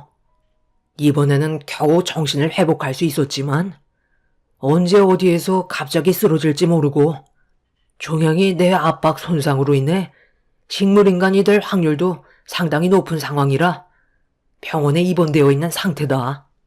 너희 엄마가 너무 큰 충격을 받아서 그런지 아무것도 하지 못하고 있는 상태고 이런 모습을 너한테 보여주고 싶지 않은 것 같더구나. 시부의 말에 엄청난 충격을 받았고 저희는 시모의 상태를 확인하기 위해 어쩔 수 없이 병원을 찾아가게 되었습니다. 그곳에는 시모의 친정 가족분들이 모두 함께 모여 있었는데 저희가 오자마자 안 좋은 시선으로 바라보고 있었어요. 하지만 시모의 건강이 안 좋은 상태라 소란을 피우지는 않으셨네요. 남편은 조심스럽게 병실 문을 열었고 저도 그 뒤를 따라 들어갔습니다. 시모는 깊은 잠에 빠져 계신지 깨어나지 못하고 계시길래 조용히 시모의 모습을 지켜보고 있었죠. 불과 몇 달 전까지만 해도 온 집안이 떠들썩할 정도로 난리를 치시던 분이 한순간에 병원 신세를 지고 계신 모습을 보니 사람 일은 한 치 앞도 모른다는 걸 알 수 있었습니다. 남편과 저는 시모가 눈을 뜰 때까지 한자리를 지키고 있었고 남편은 그 모습을 바라보면서 눈시울이 붉어진 상태였어요. 그렇게 어느 정도 시간이 지나자 시모는 천천히 눈을 떴고 저희가 앞에 서 있자 하들짝 놀라면서 저와 남편을 번갈아가며 쳐다보고 계셨습니다. 뭔가 보여주기 싫은 모습을 들킨 사람처럼 급하게 이불 속으로 몸을 숨기셨네요. 그런데 시모는 이런 상황 속에서도 저에게 안 좋은 말을 쏟아내셨어요. 내가 왜 이렇게까지 됐는지 알아? 전부 다 너 때문이다. 그동안 얼마나 스트레스를 줬으면 내 머리에 암이 생길 수가 있어? 네가 다 책임지거라. 앞으로 나한테 남은 시간이 얼마 남지 않았다는데 그 시간 동안 나는 너를 끝까지 괴롭히다 떠날 거다. 정말 대단하시네요. 몸도 안 좋으시면서 입은 여전하세요. 어차피 곧 마지막이 되실 수도 있는데 뭐하러 최상층 병동에서 좋은 시설로 치료를 받으시는 거예요? 살고 싶으셔서 그런 거 아니에요? 끝까지 자존심 내세우지 마시고 이제 그만 좀 하세요. 어머님 계속 이런 식으로 하셔봤자 어차피 나중에 후회만 남을 뿐이라고요. 저희 마음도 헤아려 주셔야죠. 시모는 모든 상황들이 전부 다 저 때문이라며 화를 내셨고 흥분하시는 모습에 결국 자리를 피할 수밖에 없었습니다. 그날 이후 남편과 저는 계속해서 시모의 병원을 찾아갔어요. 하루가 다르게 시모의 건강은 급격하게 안 좋아지고 계셨습니다. 그러던 어느 날 시모 옆에서 남편과 함께 병간호를 해주다가 잠깐 졸다가 눈을 떴을 때 시모는 저희를 보며 눈물을 흘리고 계셨습니다. 당신이 저지른 행동들에 대한 벌을 받는 거라며 울부짖고 계셨어요. 남편은 오열하고 계신 시모를 진정시키려 노력했고 시모는 제발 살려달라면서 앞으로 저희한테 잘하겠다고 그동안의 잘못된 행동들에 대해 뉘우치고 계셨습니다. 결국 시모도 무엇을 잘못하셨는지 전부 다 알고 계셨던 거였어요. 앞으로 시모에게 남은 기간은 5개월 정도고 그 전에 수술을 할지 말지 결정을 해야 됩니다. 5%의 확률을 보고 수술을 해야 될까요? 가족 모두 아직까지 결정을 하지 못하고 있는 상태이네요. 사람의 인생 정말 한 치 앞도 모르는 것 같습니다. 앞으로 어떤 결정을 하냐에 따라 시어머니의 인생은 좋아질 수도 나빠질 수도 있겠네요. 여러분들의 의견도 들어보고 싶습니다. 제 사연 들어주신 분들 감사합니다. 안녕하세요. 저는 42살의 아들 하나 키우고 있는 여자입니다. 정신없이 하루 일과를 보내고 집에 들어와 피곤한 몸을 눕히며 잠을 청하려 하는데 그날의 사건이 아직까지 눈에 아른거리고 한참 동안 뒤척이다가 결국 잠이 오지 않아 이렇게 컴퓨터 앞에 앉았습니다. 아직까지도 저를 괴롭히고 있고 정신적으로 불안한 상태이기 때문에 처방받은 약을 먹고 있지만 그렇다고 좋아지는 것 같지도 않습니다. 시간이 해결해 줄 거라 생각하지만 워낙 큰 충격을 받아 그 기간이 오래 걸릴 것 같네요. 벌써 1년이라는 시간이 지났습니다. 남편과 결혼한 지 현재 10년 차가 되었고 그 10년이라는 세월이 정말 정신없이 지나간 것 같습니다. 먹고 살겠다고 별의별 일은 다 하면서 발버둥 쳤으니까요. 그래도 노력한 만큼 그 결과가 따라오는 건지 지금은 세 가족이 함께 지낼 수 있는 넉넉한 아파트에 들어왔어요. 제일 중요한 집이 마련이 되니 이제야 숨을 돌릴 수 있는 여유는 조금 생긴 것 같습니다. 남편과 결혼하겠다고 인사하러 처음 방문했을 때 그때의 기억을 아직도 잊을 수가 없네요. 처음 저를 위아래로 바라보던 시어머니의 시선은 상당히 따가웠고 마음에 들어하지 않는 눈빛이었어요. 그래도 처음 보는 얼굴이고 초면에 밝게 웃어주면서 맞아주는 게 아닌 마음에 들지 않는다는 표정을 하고 있으니 저도 솔직히 불편하긴 했었죠. 원래 불편하고 힘든 자리인데 그런 분위기를 더욱더 어둡게 만들고 있는 어머님 때문에 아무래도 결혼은 힘들겠다 생각하고 있었어요. 그때 남편도 어느 정도 느끼고 있었는지 어머님의 눈치를 보며 조심스럽게 결혼 얘기를 꺼냈고 말이 나오자마자 한심하다는 듯 저희 둘을 바라보며 일부러 저희가 상처받는 말만 골라서 하기 시작했습니다. 결혼하겠다고? 아들, 지금 네 입에서 결혼하겠다는 말이 나오니? 너 가진 게 뭐 있다고 결혼한다는 거야? 여태껏까지 놀고 먹고 똥만 쌌으면서 저축해놓은 돈도 하나도 없잖아. 결혼이 애들 소꿉 장난이니? 어느 정도 준비가 되어야지 뭘 하든지 할 거 아냐? 너희 형처럼 누구에게나 인정받는 직업을 가진 것도 아니고 공장에서 일하는 공돌이 주제에 결혼은 하고 싶은가 봐. 막내 아들이라고 금이야 오기야 키워놨더니만 부모만 안 듣고 싸돌아 놀기만 하더니 결국 너 자신을 봐봐라. 기름 쩐내밖에 더 나니? 나는 결혼 허락해줄 수 없다. 집불도 없는 게 무슨 결혼이야. 결혼도 돈이 있고 안정된 삶을 구축할 수 있는 사람들만 결혼할 수 있는 거야. 사랑이 밥 먹여주는 줄 아니? 나 봐봐라. 너희 아빠랑 지금 각방 쓰고 살고 있다. 늙으면 마음 안 맞아 각방 쓴다. 사랑은 몇 년이면 사그라들고 현실에 부딪히게 되어 있어. 아직도 현실 감각이 떨어지니? 결혼하겠다고 인사 왔는데 이런 말 했다고 서운해하지 말고 너희들 가진 돈 가지고 결혼? 나는 반대한다. 말은 바로 하셔야죠. 제가 공돌이가 되고 싶어서 그런 거예요? 정말 말 웃기게 하시네. 제가 왜 이렇게 살아왔는데요? 형이 장남이라고 전부 다 밀어주셨으면서 저한테 조금이라도 기대하셨어요? 금이야 오기야? 그건 형한테 해당되는 소리죠. 저는 아예 방치해놓고 키우셨으면서 바르게 자라길 바라신 거예요? 대학조차도 돈 아깝다며 안 보내주셨으면서 고등학교 졸업하자마자 바로 밖에서 일 시키셨잖아요. 형 뒷바라지 해줘야 한다면서요. 나중에 저한테 모든 게 돌아갈 거라면서요. 그런데 결혼하겠다고 말하니까 이런 식으로 나와요?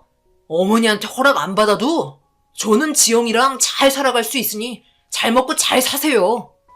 모두가 모여있는 자리에서 어머님의 상처되는 말들이 쏟아져 나오면서 남편은 제 팔을 잡고 무작정 밖으로 끌고 나갔습니다. 그렇게 예사롭지 않았던 첫 만남의 시작은 저에게 아주 강렬하게 각인이 되었고 남편에게 전화가 왔지만 받지 않았어요.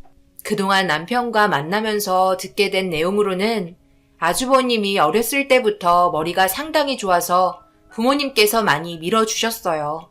그러다 보니 막내인 저희 남편은 찬밥 신세였죠. 아무래도 차별받아서 그런지 자존감이 많이 떨어진 상태로 자라온 것 같았어요. 그렇게 아주버님 뒷바라지 해주는데 남편도 한몫하면서 힘들게 살아왔는데 시부모님께서 알아주지 않다 보니 불만이 터지게 되었고 밖으로 돌게 되는 일들도 생긴 것 같았습니다. 그런 아픔들이 있는데 알아주지 않는 시댁분들이 너무하다고 생각되었어요. 결국 결혼은 그렇게 무산되는 줄 알았어요. 남편은 그때 이후로 집에 들어가지 않았어요. 가족들과 아예 인연을 끊기로 결정했는지 따로 살기 시작했습니다. 사랑하는 사람이 가족들에게 이용만 당하고 내쳐진 게 얼마나 가슴 아픈 일인지 처음 느끼게 되었고 그런 아픔을 가진 남편을 위로해 줄 수 있는 건 저밖에 없다고 생각했습니다. 그런 상황들이 남편과 저를 더욱더 사랑하게 만들었어요. 저희 집안과는 미리 인사를 드렸기 때문에 크게 문제될 건 없었습니다. 저희 부모님은 인성 바르고 저를 많이 사랑해 주는 것 같다며 좋아해 주셨거든요. 재산으로 본다면 집안 차이야 워낙 많이 나지만 그렇다고 저희가 밉보일 건 없었습니다. 사람의 마음이 더 중요한 거지 돈이 중요한 건 아니잖아요. 결국 다시 시댁에 들어가기 전에 남편은 이번에도 또다시 상처되는 말을 한다면 그때는 정말 아예 인연을 끊겠다는 말이 나왔고 저희는 들어가기 싫은 그곳에 다시 들어갔습니다. 제발 좋게 좋게 모든 일이 순조롭게 해결되길 마음속으로 진심을 다해 기도했어요. 현관을 들어서니 거실에 시부모님과 아주버님, 형님이 자리에 앉아 계셨고 모두들 저희를 바라보며 침묵을 유지하고 계셨습니다. 그간 네가 뒤에서 얼마나 많이 노력했는지 우리가 모르는 거 아니다. 하지만 부모가 쓴소리 할 수도 있는 거지. 그렇다고 앞뒤 안 보고 집 나가서 안 들어오는 건 잘못됐다고 생각한다. 너희가 정 결혼을 하고 싶다면 결혼하거라. 하지만 우리가 너한테 금전적으로 도움을 주거나 그 어떤 거라도 기대하진 않았으면 좋겠다. 솔직히 새아가라고 해도 되겠니?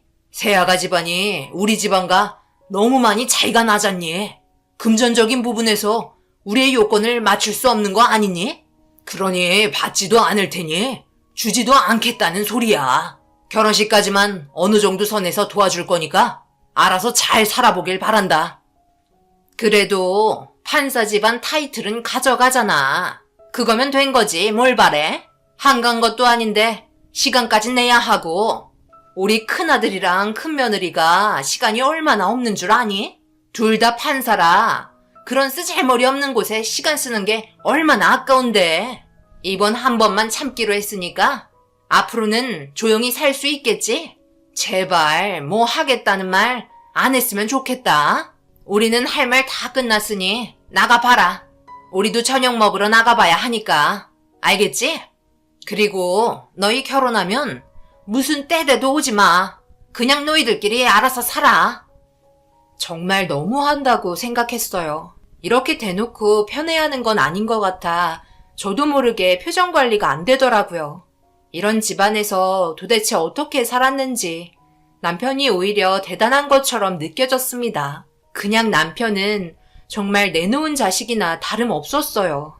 아주버님은 할 말이 다 끝난 걸 알았는지 아무 말 하지 않고 자리에서 일어나 방으로 들어가셨습니다. 그 뒤를 따라 형님도 들어가셨고요. 아버님은 뉴스나 봐야겠다며 TV를 틀으셨고 시어머니는 외출 준비해야 하니까 더 이상 할 말 없으면 빨리 나가달라며 결혼하고 짐 빼야 하니까 최대한 빨리 정리했으면 좋겠다는 말을 하시곤 방으로 들어가셨습니다. 제가 다 눈물이 날 정도로 남편이 불쌍해 보였어요.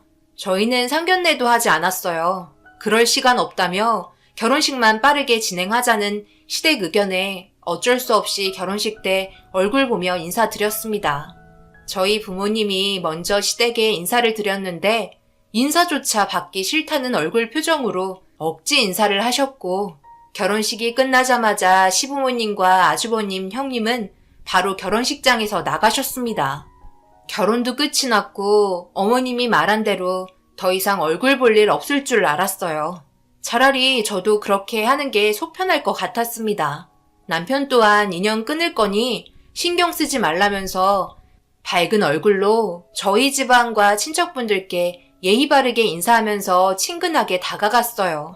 그렇게 결혼식이 끝이 나고 작은 집이지만 둘이서 살기에는 부족함 없다고 생각돼 앞으로 잘 살아가야겠다는 다짐 하나로 정말 열심히 살아왔습니다. 처음에는 신혼여행 다녀온 다음 연락드렸었어요. 그런데 제 전화를 받기 싫으셨는지 받지 않고 계속 끊으셨고 저도 더 이상 연락을 드리지 않았습니다. 혹시나 이런 사소한 부분들 하나 때문에 남편이 욕먹을까봐 도리는 해야 할 것 같아서 전화 드렸었는데 아예 저를 차단까지 하더라고요. 한동안 시집 스트레스는 받지 않아서 저는 좋았어요. 그런데 속이 울렁거려 몸에 이상이 있는 걸 느끼게 되면서 검사를 받아보니 임신이라는 걸 알게 되었고 전화를 받지 않는 시모에게 초음파 사진을 한 장 보내드렸어요. 아버님에게도 사진 전송했습니다.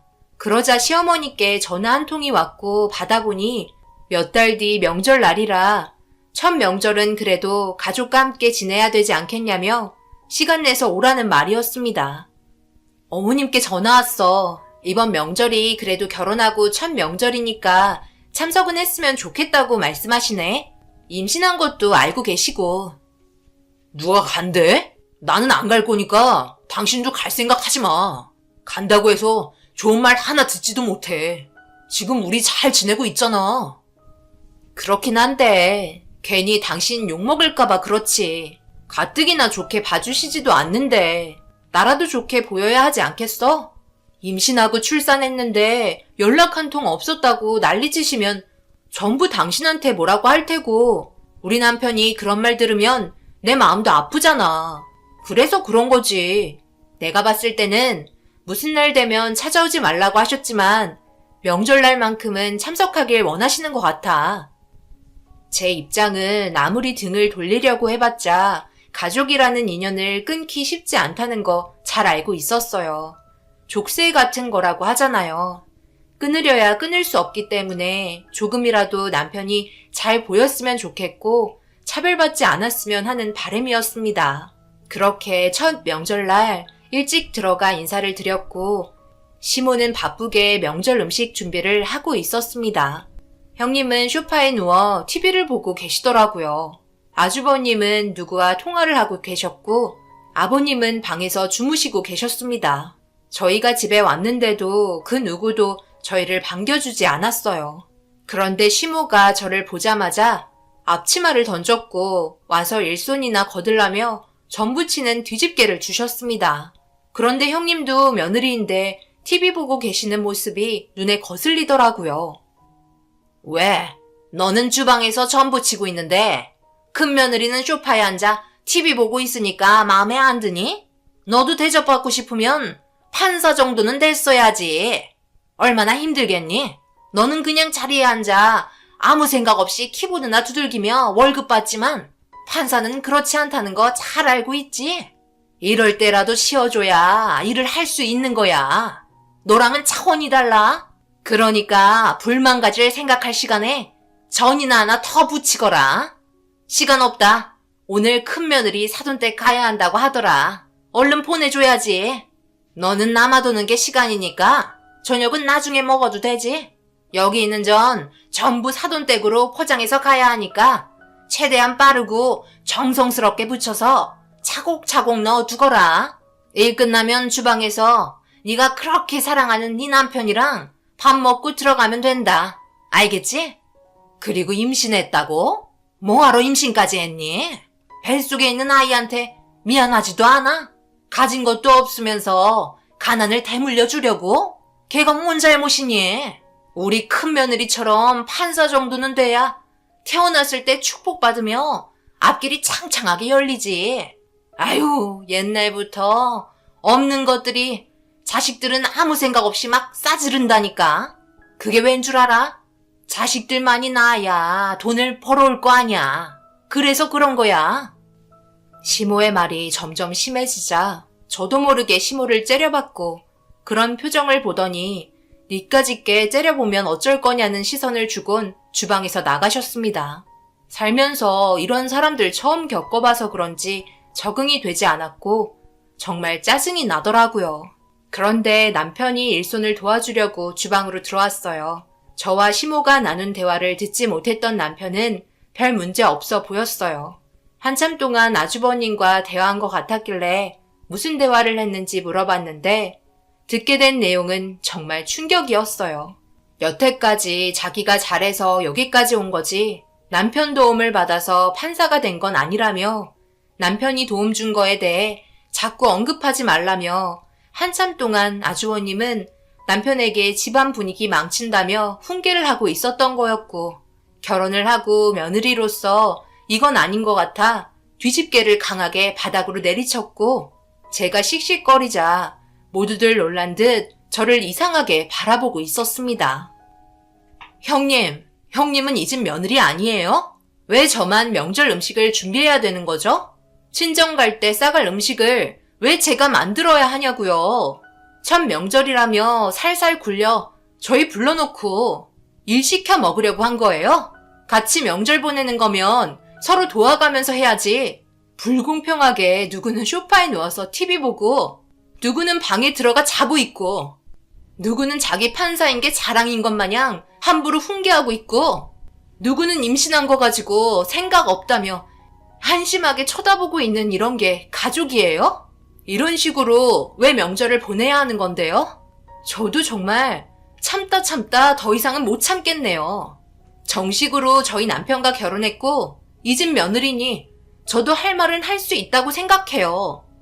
그럼 너는 나한테 장 봐서 고생했다고 용돈이라도 얹어줬니?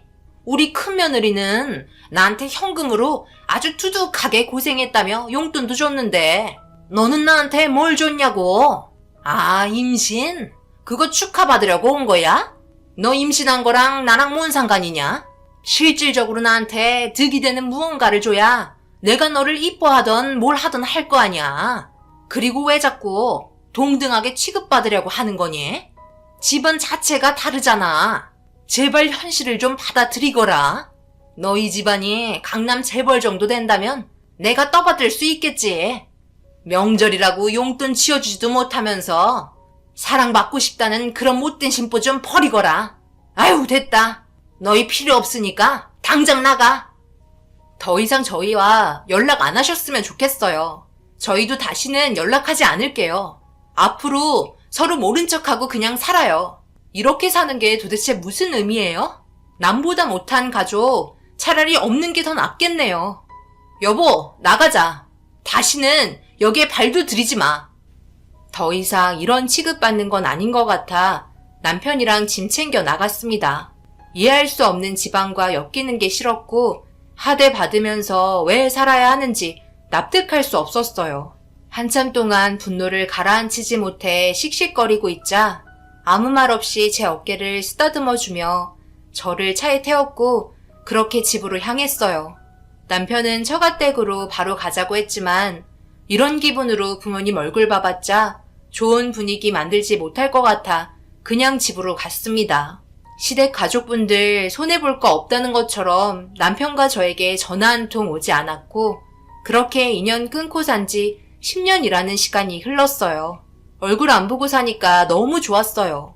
남편도 연락하지 않고 인연 끊고 살 수 있어서 지금 이대로가 자기에겐 너무 좋다는 말을 저에게 자주 해줬습니다. 하지만 10년의 공백을 깨고 아주버님이 저희 집으로 찾아왔고 심각한 표정으로 남편을 불러 대화를 이어나갔어요. 남편 또한 얼굴 표정은 당연히 좋지 않았어요. 그리고 알게 된 소식은 충격적이게도 그토록 고약했던 시모가 방광암에 걸렸다는 말을 듣게 되었고 살 날이 얼마 남지 않았다며 병원에서 퇴원 후 집에서 요양하고 있다며 그래도 자식된 도리로서 얼굴은 한번 봐야 하는 게 맞는 거라고 아주버님이 찾아온 거였어요. 하지만 10년 동안 연락 한 번 없었으면서 이제 와서 죽을 날 다가오니까 얼굴 보고 싶은 거냐며 돌아가라며 문을 닫았습니다. 남편의 표정은 상당히 복잡해 보였고 그간 분위기 좋았던 저희에게 또 한 번의 고민이 찾아왔어요. 저는 남편이 어떤 결정을 내릴지 몰라 묵묵히 기다려 주었습니다. 그날 한동안 먹지 않았던 술까지 먹는 모습을 보니 저도 기분은 좋지 않더라고요. 결국 남편은 시댁에 찾아가지 않았어요. 더 이상의 관계를 만들고 싶지 않은 것 같았습니다. 그런데 저희가 찾아가지 않자 시모가 화가 머리끝까지 올라왔는지 저희 집으로 찾아왔고 동네가 떠나갈 정도로 현관문을 두드리고 발로 차고 난리도 아니었어요. 갈 날이 얼마 남지 않아 눈에 뵈는 게 없는지 너무 막 나가시는 행동에 결국 현관문 열어드렸습니다. 10년 만에 보게 된 시모의 얼굴은 너무나 많이 달라졌고 온몸이 삐쩍 말라서는 눈뜨고 볼 수 없을 정도로 말이 아니었어요. 정말 오늘 내일 할 것 같은 느낌이었어요. 그런데도 성격은 여전했는지 남편을 보자마자 화를 내기 시작했습니다. 남편도 듣고만 있다가 시모의 어이없는 말에 화를 냈어요. 내가 죽어간다는데도 나타나지 않아? 내가 너희 집에 찾아와야 되겠니? 보자 하니까 나준 엄마를 배신해? 배신이요? 자식과 등진 게 누군데 그래요? 그리고 제가 어머니한테 찾아가야 될 이유가 도대체 뭐죠?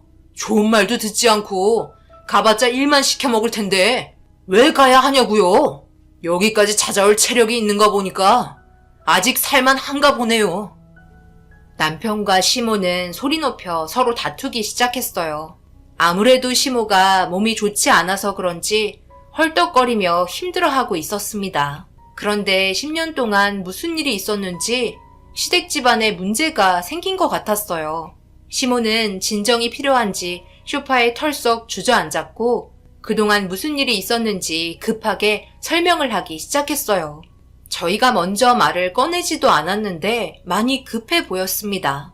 시모는 시아버지와 그동안 살면서 꽤 많은 갈등이 생긴 것 같았어요. 시작부터 시아버지의 불만을 털어놓기 시작했고 알고 보니 꽤 많은 돈을 탕진한 것 같았어요. 큰 사업을 동업자랑 추진하다가 망했는지 그 충격으로 인해 동업자는 세상을 떠나고 엄청나게 많은 빚이 시아버지가 독박을 쓰게 되었고 시어머니가 그동안 살면서 모아둔 재산을 전부 가져가려 한다며 자기가 빨리 세상 떠나길 바라고 있다는 충격적인 말과 함께 현재 서로 별거 중이라면서 아주버님이 자기를 계속 구슬려 그 돈을 가져가려 한다고 돈 때문에 일이 상당히 복잡해진 것 같았어요. 자기가 세상 떠나기 전에 그래도 눈은 편하게 감고 싶다며 자기한테 상의 한마디 없이 무턱대고 동업해서 전 재산 다 날려놓고 자기 돈까지 뺏어가려 하는 거 저희 남편에게 주겠다며 시어머니는 그동안 저에게 잘못한 점들에 대해 진심으로 사과하기 시작했어요. 그러면서 한숨을 푹 쉬며 한마디 하시더라고요. 떠나는 마당에 내가 이런 말 한다는 게 무슨 의미가 있겠냐만 우리 아들 민철아 정말 미안하다. 네가 도와준 덕분에 우리 가정이 살 수 있었고 너의 희생 때문에 너희 형이 저렇게까지 발전할 수 있었단다. 뒤에서 금전적인 지원에 있어 한 푼이라도 아쉬웠는데 그 부분들 네가 채워주면서 우리 가족이 그나마 숨통이 트일 수 있었어. 그런데 네가 고생한 거 알고 있는데도 항상 받기만 하다 보니 너에 대한 고마움을 당연하게 생각하게 되었고 되려 불만만 많아진 것 같다. 정말 미안하다. 이렇게 잘 지내는 모습을 보니 과거에 엄마가 했던 모진 말들 전부 미안하게 생각한다. 나라도 그때 따뜻하게 대해줬어야 했는데 죽을 때가 되니까 못해준 것만 생각이 나서 그동안 연락을 할 수가 없었어. 너희 큰형은 아예 우리 집과 연락을 안 하고 있다가 최근 들어 내가 몸이 안 좋다는 소식을 듣고 자주 왕래를 하는데 아무래도 나보다 통장이 더 간절해서 그런 것 같다. 현재 모두가 내 적이고 돈을 탐내고 있단다. 오늘 우리 집에 갔으면 좋겠는데 너희한테 줄 것도 있고 언제 어떻게 내가 세상을 떠날지 모르기 때문에 시간이 많지가 않다. 그러니 엄마가 했던 과거의 행동을 모두 잊어버리고 마지막 소원을 들어줬으면 좋겠다. 부탁한다. 너희들이 잘 살아가는 모습을 하늘에서라도 봐야 마음 편히 눈을 감을 수 있을 것 같아서 그래. 시어머니는 자신이 세상을 떠날 시간이 얼마 남지 않았다는 걸 느끼고 계신 것 같았어요. 저희가 봐도 그렇게 보였고 남편은 많은 고민에 빠져 있었습니다. 세상 떠나는 사람 소원 하나 못 들어주나 싶은 마음에 결국 시어머니가 지내시는 집으로 차를 타고 향했습니다. 그런데 시어머니의 핸드폰이 계속해서 울리더라고요. 아버님의 전화였고 돈 때문에 그런다며 급하니까 빨리 가자고 계속 재촉했어요. 서둘러 시모의 집에 도착해 현관문을 열려고 하는데 갑자기 시어머니는 배를 움켜쥐셨고 엄청 고통스러워 하시면서 힘겹게 현관문을 열었어요. 저희에게 몸을 기댄 채 부축해드리며 들어가려고 하는 순간 쓰러지셨고 일어나지 못하셨습니다. 너무 갑작스러운 상황에 남편은 시어머니를 안은 채 바로 차에 올라탔어요. 제가 운전을 하고 병원으로 향했습니다. 시어머니는 너무나 위급한 상태였고 병원에 도착해 수술실로 들어갔으나 끝내 숨을 쉬지 않으셨습니다. 그런데 이 소식을 들은 시아버지가 저희를 갑자기 고소했어요.